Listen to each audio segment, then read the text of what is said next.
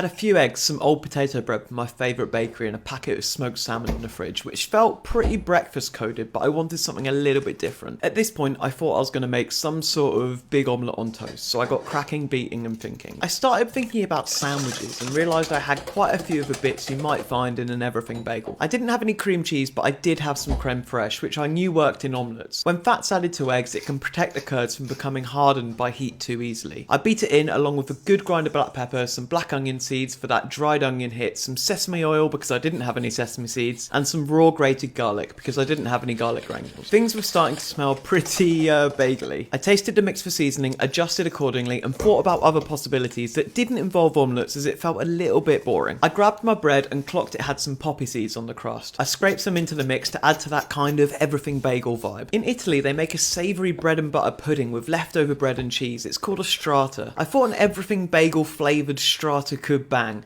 So I cut the crust from the bread and sliced it into fun thick strips to give more options later. I chucked the strips into the egg mix, tossed it up and set it aside to soak. You can't have an everything bagel without red onion, but I knew that I would need something acidic too to counter the stodgy strata. I sliced up the onion, got it into a container and added vinegar, salt and sugar to make a quick pickle. Shaking it like this helps the onion pickle faster because you're physically breaking down cell walls and softening the onion each time the slices hit the wall of a container at speed. I grabbed a loaf tin for the strata, hoping that I could turn it out later and maybe slice it back into something that ironically resembled a slice of bread. I greased it, cheesed it, which turned out to be a bit of a mistake, and packed in the everything bagel flavoured soaked bread. I didn't fancy grating parmesan over the top, because it can tend to taste a bit weird when subjected to dry heat in the oven. While the strata baked, I grabbed a final piece of the puzzle. I didn't have any capers, but I did have these caper berries, which I thought would work just as well. Once the strata was golden, crisp and gorgeous smelling, I grabbed it from the oven and turned it out, which was made pretty hard by the cheese layer from earlier. The difficulty was not worth a taste in this case. I cut a couple of slices and was pretty happy with the result. I did want a bit more crunch and gnarliness though, so I fried them until golden in a little oil. Once the twice cooked strata was ready, I plated them up, topped with salmon and a blob of extra creme fraiche for softness. Then the onions and capers for colour and acidity.